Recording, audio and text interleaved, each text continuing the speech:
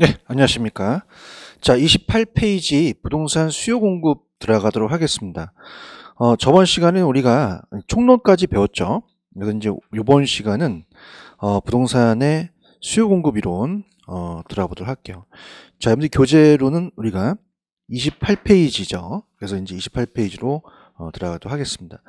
그래서 저번 시간에 이제 총론 파트는요. 우리가 14페이지 가시면 부동산의 개념과 분류해서 복합 개념이 법률, 경제, 기술적이 있었고요.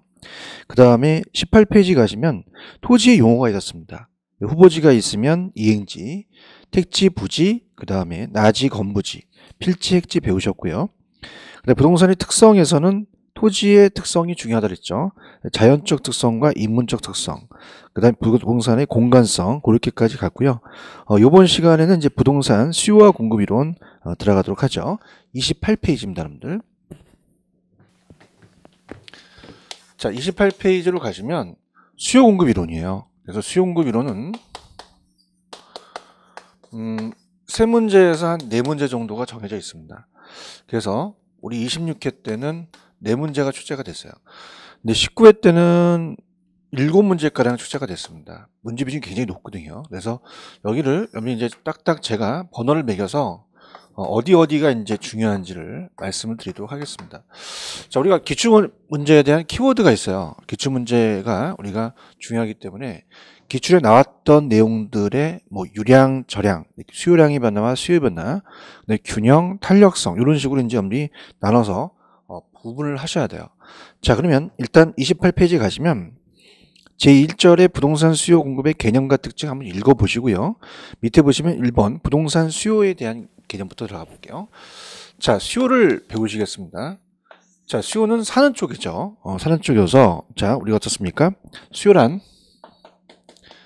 일정 기간이라는 걸 명시해야 돼요. 자, 우리가 여러분 어떻습니까? 갑순이가 사과를 100개 먹는다? 많이 먹는다? 적게 먹는다? 뭐 1년에 먹으면 좀 먹고요. 한 달에 100개면 많이 먹죠. 하루에 100개는 뭐 사람이 아니죠. 그죠? 이렇게 해서 이제 우리가 일정 기간이라는 걸 명시합니다. 일정 기간, 뭐 1년이다, 한 달이다 이런 걸 정해줘야 돼요. 그래서 일정 기간은 유량에 대한 개념이에요. 그래서 일정 시점인 저량에 대한 개념이다. 그럼 하면 안 됩니다. 우리가 유량이라는 거. 그 다음에 이제 여러분들이 생각하실 때 갑이라는 건설회사가 지금 아파트를 지려고 합니다. 32평 아파트를 만들려고 가두 면적을 해요. 지나가는 사람한테 자, 이 아파트 사고 싶어요. 근데 어저께 샀대요. 그럼 여러분 생각해 보세요. 이 공급자 입장에서는 상관은 수요에 들어가지 않는단 말이에요. 살려고 하는 게 들어가죠. 그래서 우리가 일정 기간에 구매하고자 하는이라는 것은 구매를 아직 안 했다는 얘기죠. 그래서 우리가 사전적을 얘기합니다. 사전적은 아직 살 의사만 있다는 얘기죠. 그래서 살 의사. 그래서 사후적이다 하면 안 돼요. 사후적이다. 그래서 이 사자가 일사자를 써서 일이 벌어지기 전이거든요. 그러면 산 수요는 들어가지 않다는 거고요. 그 다음에 구매하고자 하는 욕구입니다. 욕구는 우리가 구매력을 얘기를 해요. 살 수 있는 능력. 그래서 살 의사만 있는 것이 아니라 살 능력도 갖춰야 됩니다. 그래서 우리가 유효수요라고 그래요. 유효수요. 그러면 살 능력이 없는 건 잠재수요입니다. 그래서 잠재수요 하면 안 돼요. 유효수요다. 이렇게 가져가셔야 됩니다.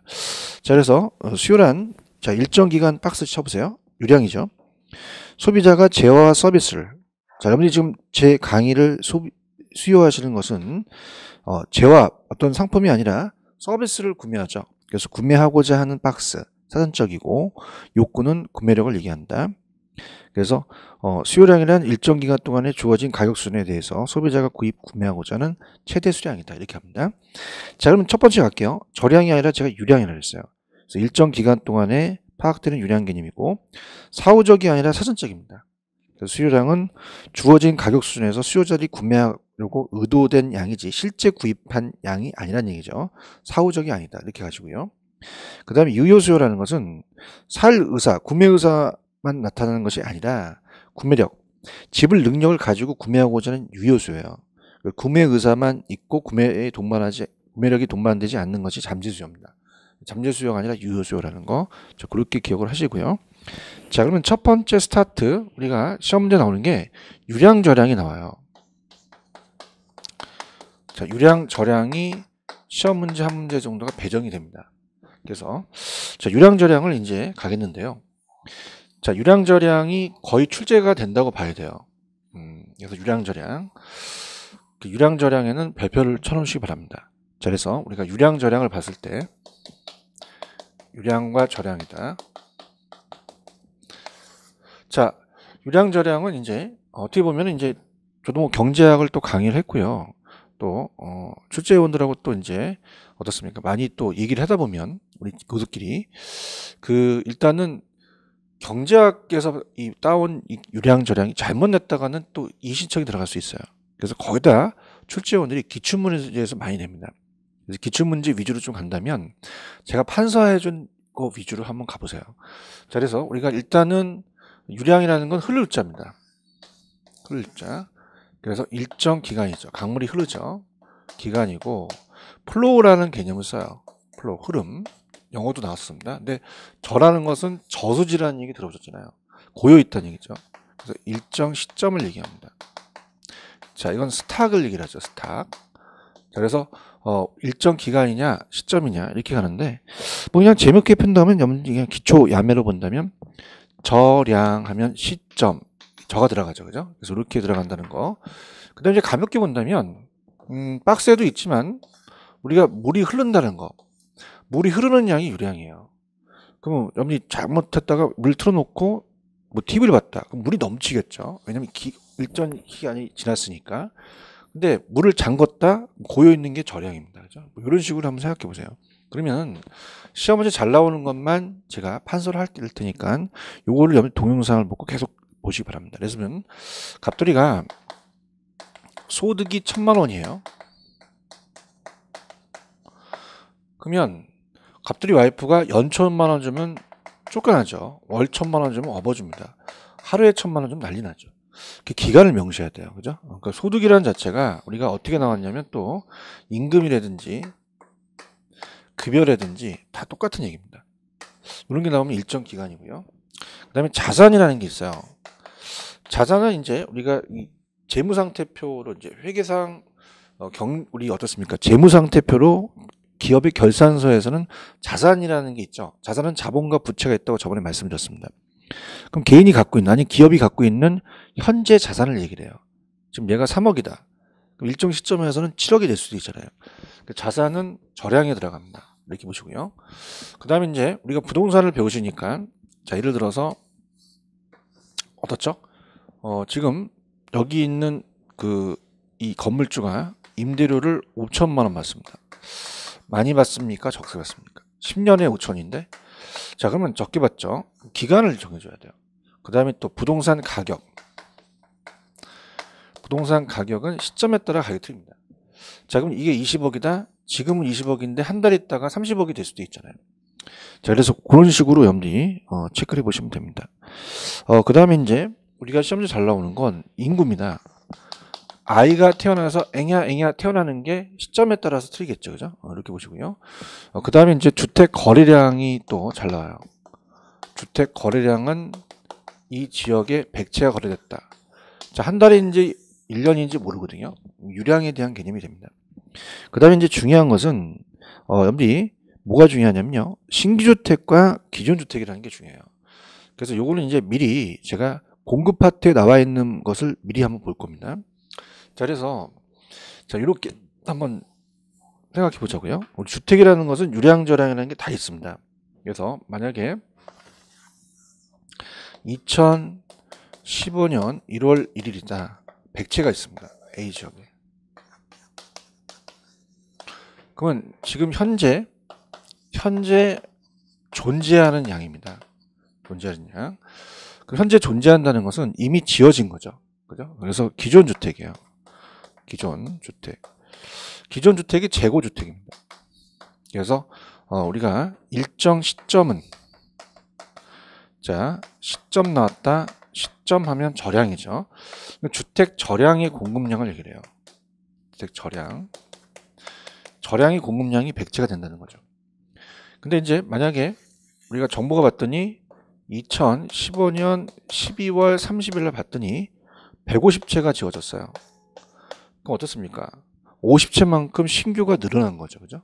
그러면 우리가 요 1년 동안이라는 단어가 나옵니다. 1년 동안. 자, 1년 동안은 일정 기간을 얘기하죠. 일정 기간은 유량이라고 말씀드렸어요. 유량. 그럼 이거는 주택 유량입니다. 50채가 만들어진 것은 신규죠, 신규. 신규 주택이 50채가 만들어진 거예요. 그래서 그렇게 한번 보시면 됩니다. 자, 그러면 일단은 재고주택.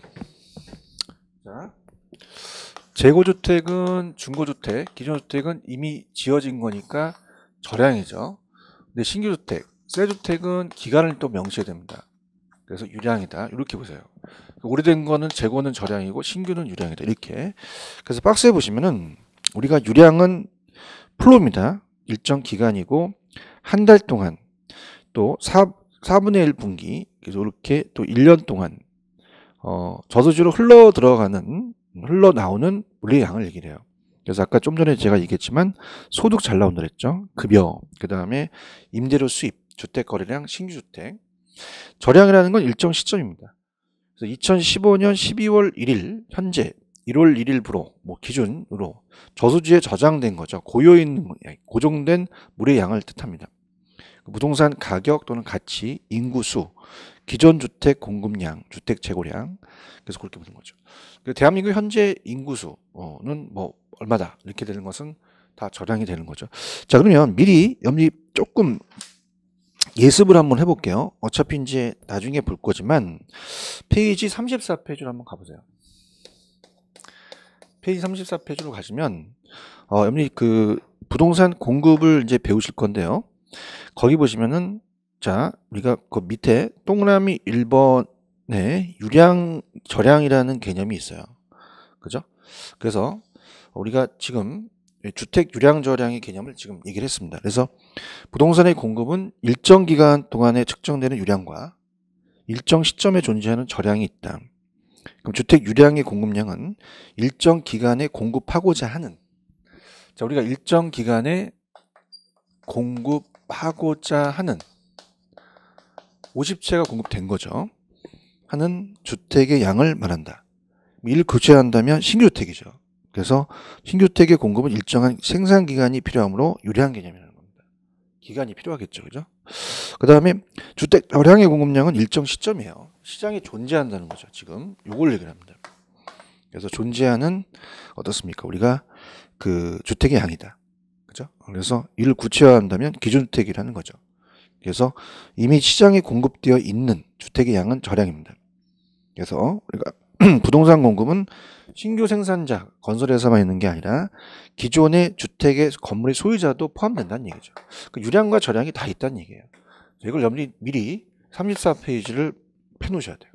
제가 34페이지 나중에 가셔서 이건 했었죠 라고 하고 넘어가겠습니다. 그래서 시험 문제를 저를 믿으신다면 유량, 절량을 잡으세요.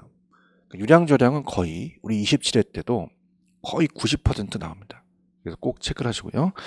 그 다음에 이제 교재로 가시면 그걸 이제 배웠고요. 페이지 가시면은 이제 29페이지로 갈게요. 그럼 29페이지로 다시 가셔서 이제 뭘 배울 거냐면 수요 함수라는 걸 배웁니다. 수요 함수. 자, 그러면 함수라는 자체가 어떤 것이냐 갑니다. 자, 이렇게 한번 볼게요. 재밌게.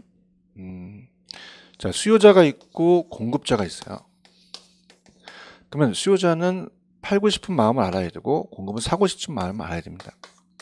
그러니까 마음을 알아야 돼요. 그 마음을 움직이는 게 결정 요인입니다. 결정할 수 있는 요인. 요인은 원인이라는 뜻이에요. 그 펑션이라는 자체가 수요 함수를 이제 얘기한다면, 자, 영향을 주는 요인이라는 게 원인이거든요. 그래서 얘가 원인이 되고 그 다음에 얘가 결과가 됩니다. 그래서 원인은 영향을 주는 변수가 독립변수예요. 독립변수고 그 다음에 영향을 받는 변수가 종속 변수죠. 종속 변수다. 그래서 수요량을 늘리는데 꼬시는 게 있어요.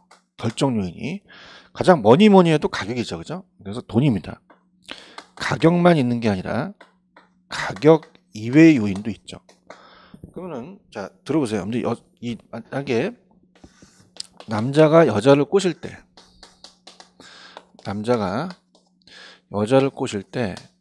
저 어떻습니까? 돈 싫어하는 여성분 없죠?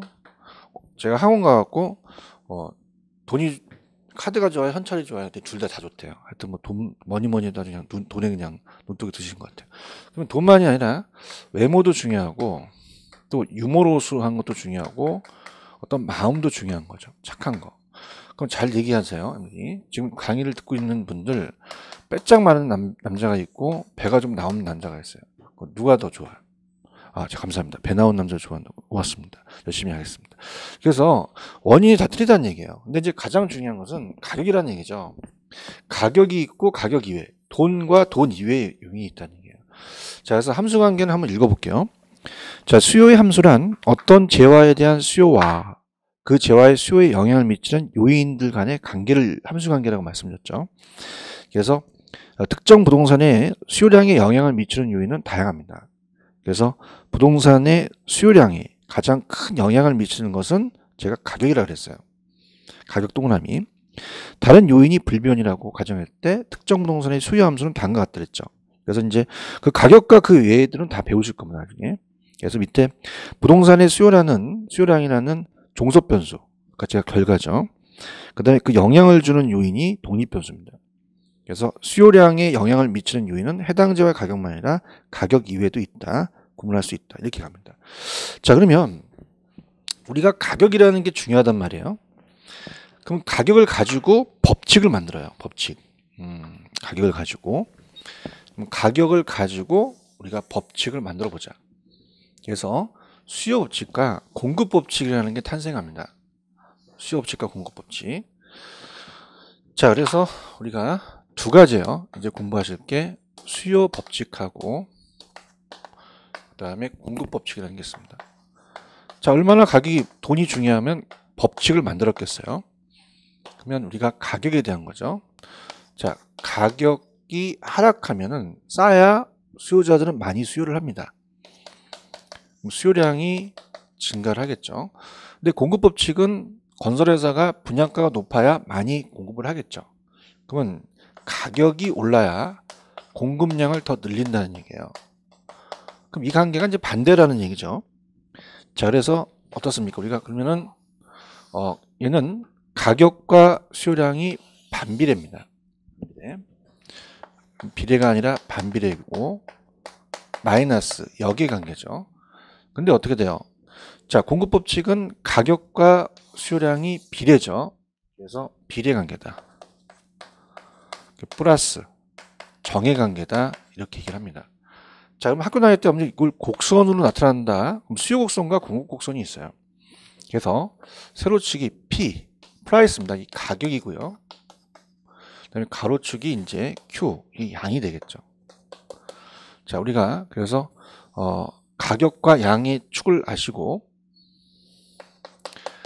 그러면은 이제 우하향하는 곡선이 돼요. 디맨드가 수요거든요.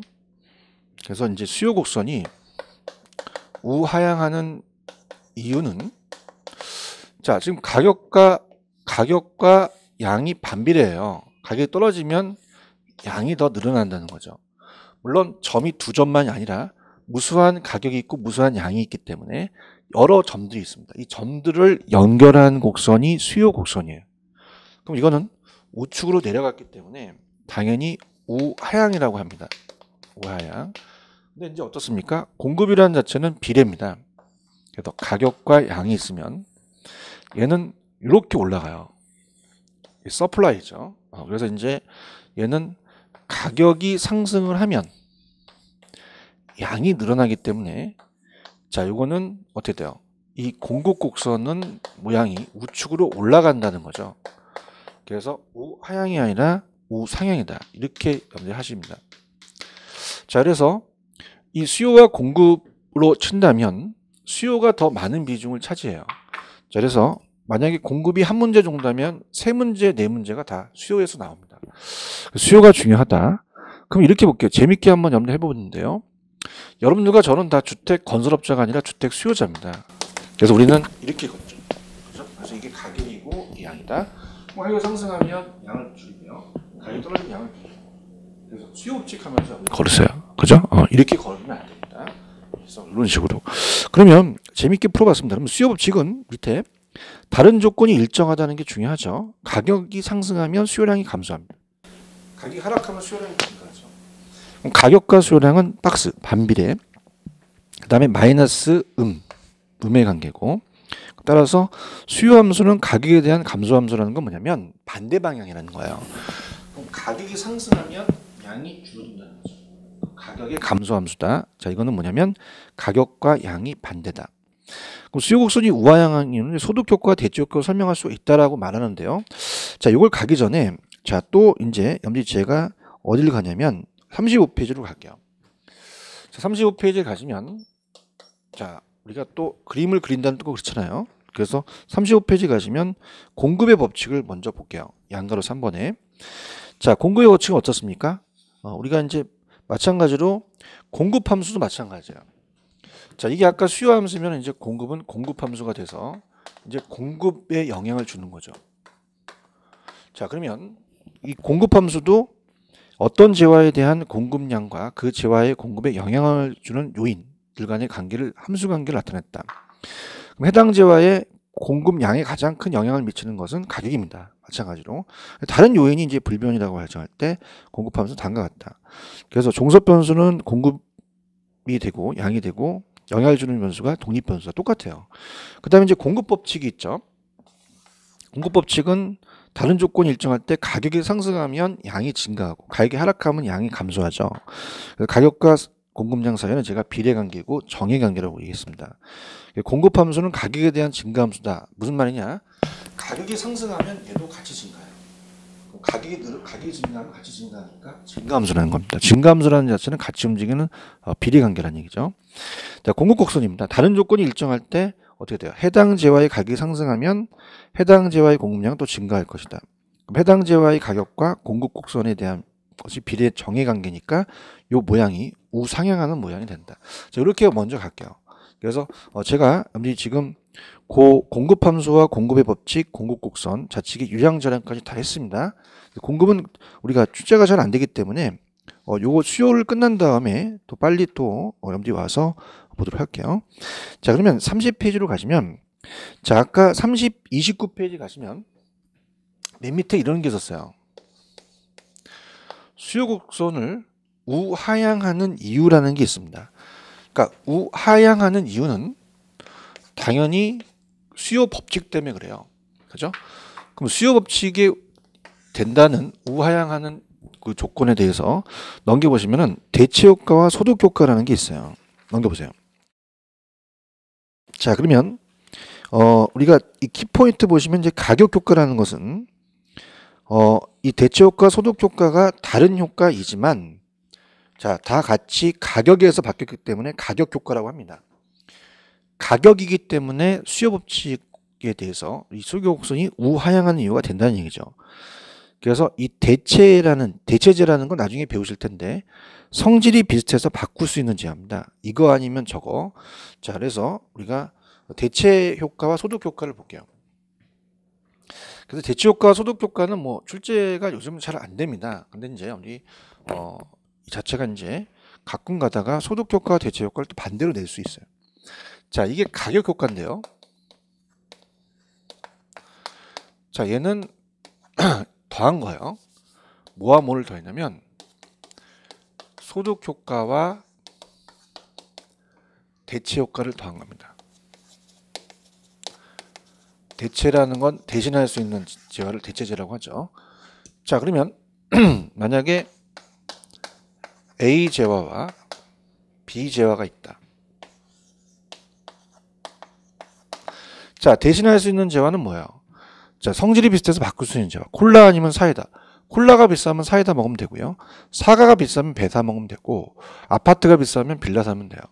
자, 그러면 우리가 가격도 비슷할 거예요. 400원 곱하기 5개 구매를 하고, 얘도 400원 곱하기 우리가 5개를 구매했다. 그러면 먼저 대체효과, 소득효과를 봐서 대체효과부터 볼게요. 대체효과라는 얘기는, 자, 만약에 A 재화의 가격이 200원으로 떨어져요. 그럼 여러분 생각해 보세요. 대신할 수 있는 재화니까 얘가 가격이 떨어지게 되면요, 얘를 많이 사고 얘를 줄여요. 그래서 A의 재화의 가격이 하락을 하면 당연히 B의 재화의 수요량은 줄입니다. 그 다음에 A 재화를 늘리죠. 그래서 A의 재화의 수요량은 오히려 늘릴 것이다. 자, 그러면 하나를 줄이고 하나를 늘린다는 게 대체 효과거든요. 이렇게 보세요. 근데 이제 소득 효과라는 자체는 두 가지 재화를 아니라 한 가지 재화만 봐야 돼요. 그 소득 효과입니다. 그래서 소득 효과라는 것은, 자, 옛날에는 4, 5, 20, 2,000원이 있어야 돼요. 2,000원이 나한테 있어야 되는데 2, 50, 1,000원만 있으면 됩니다. 그럼 2,000원에서 1,000원만 있으면 되니까 1,000원을 더 쓸 수 있거든요. 자, 그러면 A의 재화의 가격이 하락하니까, 자, 어떻습니까? 우리가 그만큼 실질 소득이 늘어났어요. 1,000원만큼. 그럼 실질 소득이 증가를 했으니까 그 A의 재화의 수요량을 늘린다는 얘기입니다. 자, 그러면 소득이 나와줘야 돼요, 얘는. 그래서 이게 소득 효과입니다. 그러니까 대체 효과, 소득 효과의 반대는, 대체 효과는 어떤 재화를 줄이니까 어떤 재화가 늘어났다는 게 대체고, 소득 효과는 다른 재화가 나오지 않고 그 재화의 가격이 하락하니까 실제 소득이 증가해서 수요를 늘렸다는 얘기죠. 그러면 공통점은 가격이 떨어졌기 때문에 양을 늘렸다는 가격 효과가 되고, 이것이 수요 곡선을 우하향하는 이유가 되며 수요 법칙을 설명하는 이유가 되겠죠. 들어가 볼게요. 자, 그래서 이제 좌측에 이제 여러분 이런 것들도 한번 읽어볼게요. 입문 과정이니까. 대체제입니다. 아까 대체제는 성질이 비슷해서 바꿀 수 있는 재화죠. 그래서 대체제는 좌측에 보세요. 수요자 입장에서 바꾸어 사용하더라도 효용이 유사하고 느끼는 재화를 말한다. 즉 대체제는 두 재화의 효용, 용도, 가격 면에서 유사성이 인정되며, 예를 들어서 콜라, 사이다, 사과, 배 이런 것들은 대체 관계로 볼 수 있다. 절대적인 개념은 아니죠. 콜라 아니면 사이다 먹는 사람도 있고 환타 먹는 사람도 있잖아요. 그죠? 이렇게 해서 하나의 예일 뿐입니다. 자, 키포인트 가격 효과입니다. 그럼 가격이 하락하면 수요량이 늘어나죠. 그럼 소득 효과와 대체 효과를 설명할 수 있는데 이 두 가지를 합한 게 가격 효과며, 가격 효과 자체가 수요 곡선을 우하향하는 이유가 되며 수요 법칙을 설명하는 효과입니다. 그럼 이 박스에 있는 건 다 수요 법칙을 설명한다는 얘기죠. 자, 그러면 소득 효과는 소득이에요. 재화 가격이 하락하면 상대적으로 소비자의 소득은 증가합니다. 소비자의 명목 소득이 동일을 하여도, 명목 소득은 이제 그 일반적으로 뭐 200만 원의 월급을 받는다. 그 사람의 월급은 동일한다는 거예요. 그렇지만 그 사람이 살려는 재화의 가격이 떨어지면 2,000원에서 1,000원이라면 1,000원을 더 쓸 수 있다는 얘기죠. 그럼 재화의 가격이 하락하면 소비자의 실질 소득이 향상이 된다는 겁니다. 종전보다는 더 많은 양의 재화를 구매할 수 있다. 이처럼 실질 소득이 증가함에 따라서 구매력이 향상이 되겠죠. 수요량이 늘어나는 것을 소득 효과라고 하고, 대체 효과는 그렇지 않아요. 소득이 아니죠. 얘는 대체 관계에 있는 재화가 가격이 상승하면 그 재화의 수요량은 감소하고 해당 재화의 상대적 가격이 하락한 효과가 있으므로 이로 인해서 해당 재화의 수요량이 늘어난다는 얘기죠. 그죠? 그래서 우리가 어떻습니까? 만약 아파트 가격이 상승한다면 빌라 수요가 늘어날 수 있잖아요. 그런 게 대체 효과가 돼요. 그 다음에 수요 법칙에 대한 예외는 이 베블렌 효과 정도를 한번 보세요. 수요 법칙에 예외가 있다는 거죠. 예외. 과시성 소비입니다. 과시성 소비. 그걸 베블렌 효과라고 하는데, 자, 우리가 가격이 상승하면은 양을 줄이는 게 정상이에요. 근데 수요량을 오히려 늘리는 재화가 과시성이라는 거죠. 자, 우리가 예를 들어서 11월 달 안 추운데 우리가 이렇게 아주머니가 밍크 코트 같은 걸 입고 나와요. 동창회 때. 왜? 과시하려고. 아름다운 밤이에요. 이렇게 흔들어댑니다. 자, 그러면 어떻습니까? 다 브롬을 사니까, 야, 이거 밍크 이거 그 가짜 털 아니야? 그랬더니 우리 남편이 외국에서 출장 갔다 하나 구입했어. 수입이야. 직수입한 거야. 이렇게 해요. 그래서 어떻습니까? 얼마 줬어? 한 장이라는 게 얼마인지 모르겠죠. 큰 금액을 샀다는 얘기죠. 그러면 이제 다음 동창회는 다 흔들어대. 다 산단 말이에요. 카드 긁고 난리 나지. 그러면 과시성 소비는 비싸도 막 사. 그죠? 그 수요량이 늘어난다는 거예요. 그래서 어떻습니까? 과시성 소비는 재화의 가격이 높더라도 인간의 허영심을 오히려 유발해서 수요량이 더 늘어나는 게 배불른 효과예요. 그러면 쉽게 재미있게 간다면 배고프면 과시하지 못하죠. 그래서 이건 배불른 효과다. 이렇게 가지고요. 자, 기펜제라는 재화도 일반 재화는 가격이 하락하면 수요량이 증가하는데 얘는 가격이 하락하면 오히려 그 재화의 수요가 감소하는 재화를 기펜제라고 한다. 이렇게 돼 있어요. 자, 그럼 어떻습니까? 우리가 기펜제라는 것은 소득이 낮은 사람이 선호하는 열등제라는 게 있습니다. 그러니까 소득이 낮은 사람이 선호하는 열등제라는 것은 어떻습니까? 소득이 낮아야 더 먹는다는 거죠. 그래서 기펜이라는 학자가 영국의 감자로 만든 빵을 얘기를 했습니다. 감자로 만든 빵이 이제 좀 소득이 낮은 사람이 먹는 거다 이렇게 본다면, 자, 우리나라는 이해가 안 가니까 빈대떡이라고 봅시다. 그죠? 옛날에 뭐 돈 없으면 집에 가서 빈대떡이나 부쳐 먹자 뭐 이런 가사가 있잖아요. 그죠? 그럼 빈대떡은 뭐 소득이 낮은 사람이 선호했다는 거죠. 근데 이것이 희한하게 빈대떡이라는 자체가 요즘도 어떻습니까? 뭐 종로빈떡이라는 집에 가게 되면 빈대떡이 비싸요. 그럼 이건 빈대떡을 굉장히 싸게 팔면요 오히려 안 사. 그럼 얘는 오히려 가격 확 올리잖아요. 그러면은 가격을 올리게 되면 더 많이 산다는 얘기예요. 가격이 하락되면 왠지 이 빈대떡이 싸구려 같고 불량식품 같고 괜히 이상해. 그래서 가격이 하락하면 오히려 줄인다는 얘기죠. 근데 종로 빈대떡 같은 데 가서 먹게 되면은 우리가 어떻습니까? 가격이 또 비싸도 많이 사 먹는다는 거죠. 그러니까 열등제라는 건 아직 안 배우셨어요. 열등제 중에 기펜제가 있다. 그렇게만 갖고 가세요. 근데 기펜제보다 그냥 배불렌 효과 위주로 갑니다. 수요곡선 갈게요. 수요곡선 지금 얘기했죠. 수요곡선은 다른 조건이 일정할 경우 해당 지역의 가격이 상승하면 해당 지역 수요량이 감소하죠. 해당 지역의 가격과 수요량과의 관계는 반비례, 그 다음에 수요곡선 우하향이라고 얘기했고요.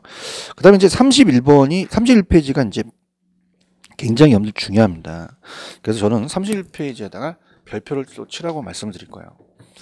자, 우리가 기출의 키워드가 유량조량 다음에 키워드라는 자체는 뭐냐면 그 키가 될 수 있는 단어입니다. 그래서 수요량의 변화와 그 다음에 수요의 변화라는 게 시험지에 나와요. 수요의 변화가 비교하는 게 시험지에 나옵니다. 그래서 경제학자들은 가격만 있는 게 아니라 가격 이외에도 있기 때문에 이거를 표현을 수요량이라는 자체는 양이 들어갔고요. 수요의 변화라는 건 양이 안 들어갔거든요. 그걸 가지고 생각을 한다는 얘기죠. 그죠? 그래서 우리가 이제 두 가지를 이제 가지고 그래프를 한번 그려볼게요. 그럼 수요량이 변하냐 아니면 수요의 변화냐를 갖고 표현을 한다는 거죠. 그럼 수요량의 변화라는 것은 양이 붙었잖아요. 그죠? 그럼 이거는 가격입니다. 그래서 해당 재화. 자, 해당 재화, 해당 상품, 해당 부동산의 재화의 가격 변화입니다. 가격 변화. 그럼 요거는 다른 것은 일정하다고 봐요. 다른 조건은 일정할 때입니다. 일정할 때. 그럼 우리가 지금 봤던 수요곡선이 얘예요. 가격과 양인데 수요곡선이 우하향한 이유가 가격 때문에 그렇잖아요. 원래 곡선인데 직선을 그리는 건 여러분들 이해하기 위한 거니까 들어보세요. 그럼 가격이 1,000원이다. 1,000원일 때 10개를 수요하겠다. 그럼 가격이 오르면 1,500원 오르면 당연히 수요를 줄이겠죠. 5개로. 자, 가격이 떨어지잖아요. 그러면 양을 더 늘립니다. 15개로. 가격 때문에 그랬다는 거예요. 근데 수요의 변화는 틀려요. 표현력이 다르겠죠. 그죠? 그래서 수요량이냐 아니면 수요의 변화냐 이렇게 가는 거죠. 그래서 수요의 변화입니다. 수요의 변화다. 자, 이건 양이 안 붙었죠. 그러면 해당 재화의 가격 이외의 변화라는 거죠. 자, 여러분들도 이제 만약에 주택 수요자라고 한다면 1,000원이 주택에 대해서 분양가라고 한다면 1,000원에 대해서만 반응하는 게 아니라 다른 요인이 있다는 얘기예요. 그래서 이제 수요 곡선 자체가 움직이는 거죠.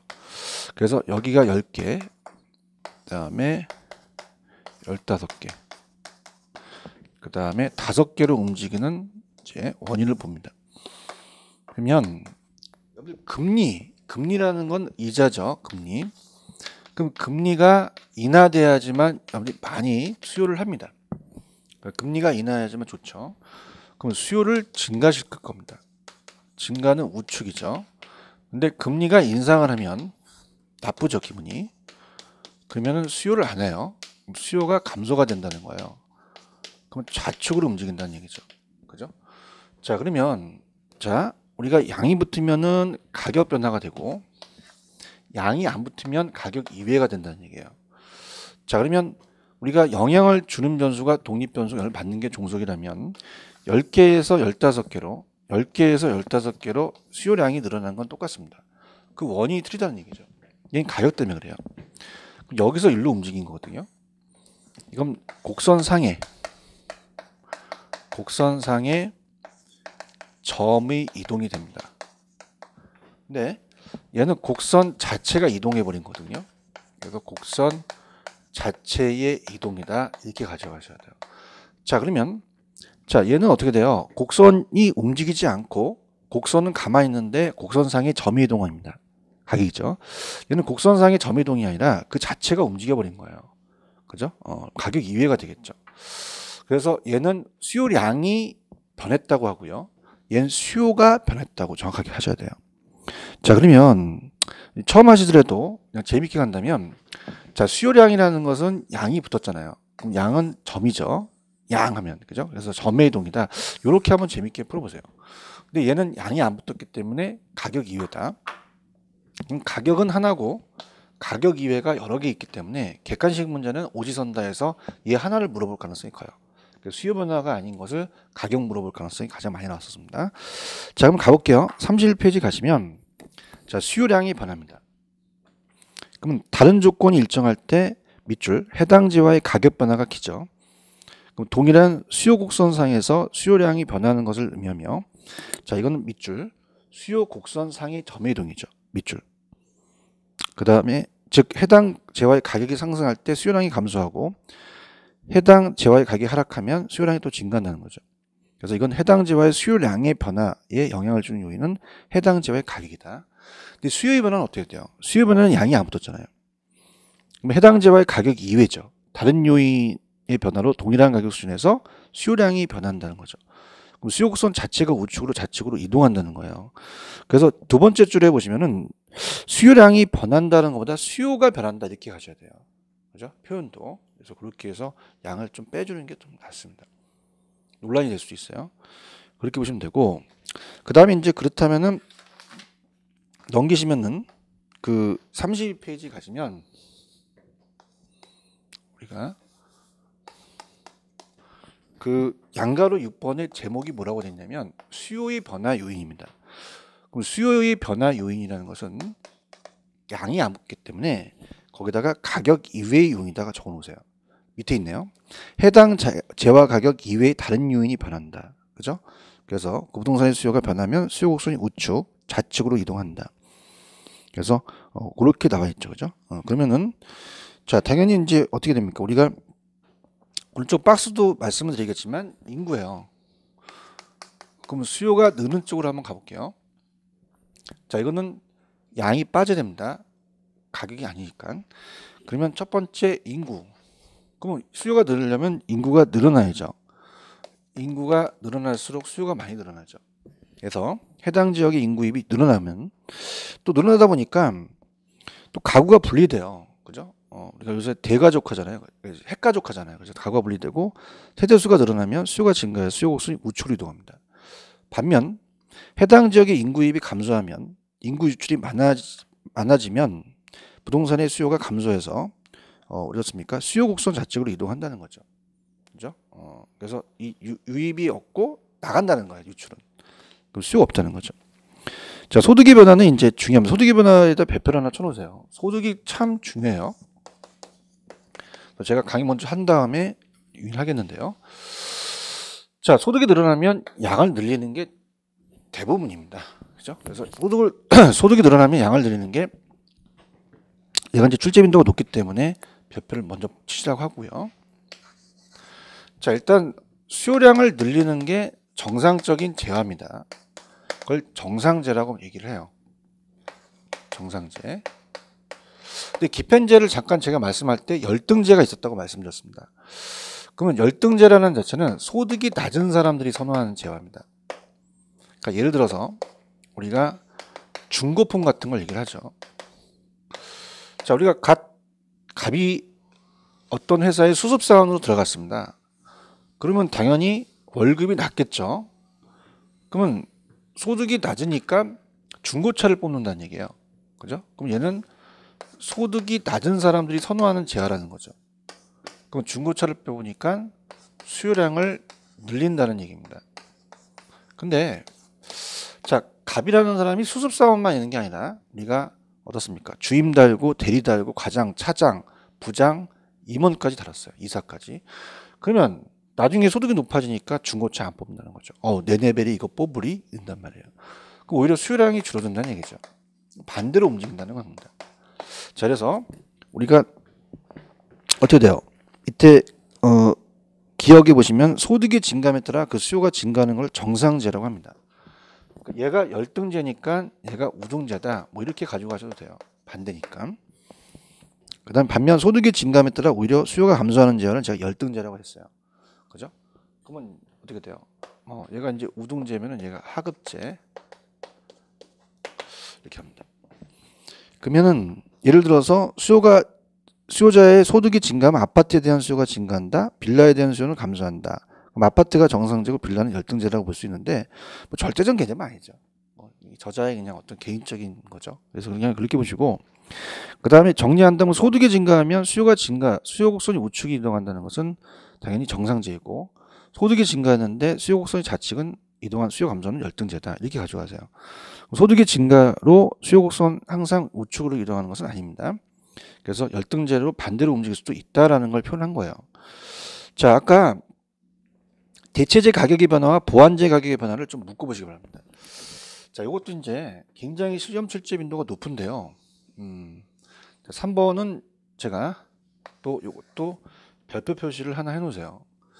자, 그래서 이 대체재의 가격의 변화와 보완재의 가격의 변화는 제가 이렇게 한번 놓겠습니다. 다른 재화의 가격 변화예요. 다른 재화의 가격 변화.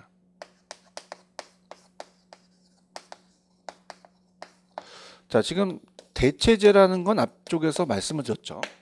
근데 요번에 보완재라는 게 있다는 얘기예요. 그러니까 우리가 대체재는 성질이 비슷해서 바꿀 수 있는 재화 이것 아니면 저거라는 자체를 앞쪽에서 대체 효과할 때 했습니다. 근데 보완재는 뭐냐면 함께 할 때 효용이 커지는 재화가 서로 도움을 주는 게 보완재예요. 커피는 설탕 타먹죠. 그죠? 프림이나. 그럼 오른쪽에 보완재를 한번 가볼게요. 자, 33페이지 보완재라는 그 용어 정리가 있잖아요. 그럼 보완재는 승용차와 휘발유, 승용차와 휘발유 들어가죠. 커피와 설탕, 커피와 담배와 같이 항상품에 따로따로 사용할 때보다 함께 사용할 때 큰 만족을 얻을 수 있는 재화를 보완재라고 한다. 그럼 역시 대체재에 적용되는 했던 것처럼 절대적인 개념은 아니라는 건 뭐냐면 상대적인 개념은 뭐 개인마다 뭐 어떻습니까? 예를 들어서 이 자체가 뭐 블랙커피를 먹는 사람도 있을 거 아닙니까? 그죠? 그러니까 그런 것들이 이제 상대적인 개념에서 우리가 그냥 예제로 보는 거지 이걸 뭐 암기할 필요는 없는 거죠. 그죠? 그래서 보통 뭐 커피와 설탕은 무슨 재니? 뭐 이렇게 나오지는 않습니다. 그죠? 그래서 여러분들이 그런 식으로 이제 뭐 대체 관계다, 보완제 관계다 이렇게 지워지거든요. 그러면 이렇게 해볼게요. 자, 여러분들 만약에 사과와 배를 볼게요. 만약에 여러분들이 아시는 지인이 지금 아파가지고 병원에 입원했어요. 병문안을 갑니다. 그 과일 가게에 사과와 배를 팔아요. 그럼 대체제인 사과 가격이 금값처럼 치솟아서 상승해 버렸어요. 가격이 상승했습니다. 그럼 당연히 배를 많이 사겠죠. 그럼 내가 산 거는 해당 재화가 배예요. 그럼 해당 재화의 자 어떻습니까? 수요량을 늘린다는 거죠. 배를. 그러면 배 가격이 떨어진 게 아니라 사 가격이 비싸서 산 거죠. 이걸 대체제 역할을 한 겁니다. 근데 실질적으로 어떻게 됩니까? 우리가 사과와 배를 지우시고 시험 문제는 아파트와 빌라가 나오겠죠. 그러면 아파트의 가격이 상승하면 아파트 수요는 줄지만 빌라 수요량이 늘어났다는 겁니다. 그럼 내가 산 건 빌라라는 거죠. 그럼 빌라 가격이 하락해서인 게 아니라 아파트 가격이 상승해서 그래요. 그러면 대체재 가격이 상승하면 내 수요가 늘어나는 게 대체 관계입니다. 가볼게요. 자, 대체재 가격의 변화. 조금 내용이 좀 긴데요. 그래서 한번 읽어볼게요. 대체재라는 것은 기억. 빌라와 아파트는 용도적 대체 관계에 있는 상품이라고 가정했을 때. 자, 제가 이제 아까 앞에는 아파트였는데 바뀌었네요. 이제 빌라 가격이 상승하면 수요 부칙에 의해서 빌라의 수요는 감소할 것이다. 그럼 아파트의 상대적 가격이 하락한 효과가 있으니까 아파트 수요는 늘어나겠죠. 그래서 합리적인 소비자는 두 재화의 효용이 유사하다면 가격이 싼 재화를 구입한다는 게 대체재예요. 대체할 수 있으니까. 그럼 정리하면 빌라를 구매하고 싶었으나 가격이 비싸진 빌라 대신 아파트를 구입한 거죠. 결국 두 상품의 X재와 Y재의 대체한 게 있다는 겁니다. 그럼 X재의 가격이 상승하게 되면 아까 저는 그냥 아파트가 먼저 나왔죠. 그럼 아파트 가격이 상승하게 되면 아파트 양을 줄이고 Y재, 해당에 대한 빌라 수요가 늘어났다면 Y재 수요 곡선이 우측으로 이동했다는 거죠. 그러면 대체 관계에 있는 다른 재화의 수요가 감소하면 해당 재화의 수요는 증가한다는 이 수요 봤을 때는 반대입니다. 그 다음에 아파트 가격이 대체 가격이 상승하면 대체 수요는 감소하고 아파트 수요는 증가한다. 수요 곡선 우측 이동이다. 이렇게 돼 있죠. 그죠? 근데 이제 여기서는 이제 빌라가 먼저 나왔지만 저는 그냥 아파트라고 할게요. 그죠? 아파트 가격 상승하면 빌라 수요는 늘어났다. 반대로 제가 했습니다. 그러니까 여기서는 이제 아파트가 대체재가 돼서 대체 가격이 상승하면 해당 수요가 늘어난다는 거죠. 근데 보완제는 이런 거예요. 제가 먼저 해드린 다음에 책에 대한 걸 말씀을 드리면, 자, 보완제는 제가 아까 커피와 설탕이라고 그랬잖아요. 그러면 자, 커피. 그러니까 여러분이 좀 혼돈이 오시니까 이렇게 할게요. 항상 제가 이제 강의하는 내용인데 제가 쓴 책이 아니기 때문에 저자분이 다르시기 때문에 그냥 여기서는 지금 이런 얘기했죠. 빌라 가격이 높아지니까 아파트 수요량이 늘어났다. 책대로 가는 게 나을 것 같아요. 그죠? 이렇게 하고요. 보완제는 커피와 설탕이 보완 관계입니다. 그럼 커피라는 부동산과 설탕이라는 부동산이 있다고 봐봐요. 그럼 커피의 가격이 하락하면 커피를 많이 사 먹죠. 더군다나 설탕 수요량도 늘어난다는 겁니다. 그럼 설탕의 해당 제어가 늘어났다는 것은 설탕의 가격이 떨어진 게 아니라 커피 가격이 하락한 거죠. 그럼 이건 다른 제어의 가격 때문에 그렇다는 겁니다. 그러면은 어떻습니까? 오히려 보완제 가격은 하락하니까 더 설탕 수요량은 늘어난다는 보완 관계의 반대 방향으로 이렇게 움직인다는 거죠. 자, 그래서 보완제의 가격 변화는 설탕과 커피를 제가 예를 들었죠. 그래서 보완 관계에 있는 재화라고 가정했을 때 설탕의 가격이 상승하면 수요 부칙에서 설탕 수요량은 감소하게 되는데 이때 소비자는 보완 관계에 있는 커피의 소비량도 줄일 수밖에 없다. 해당 재화의 커피의 수요량도 감소한다.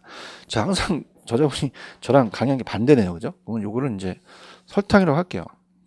그러면 설탕에 대한 가격이 하락하면 설탕이 늘리고 커피도 늘어난다는 거죠. 그러면 커피에 대해서 커피 가격이 하락한 게 아니라 설탕 가격이 하락한 거죠.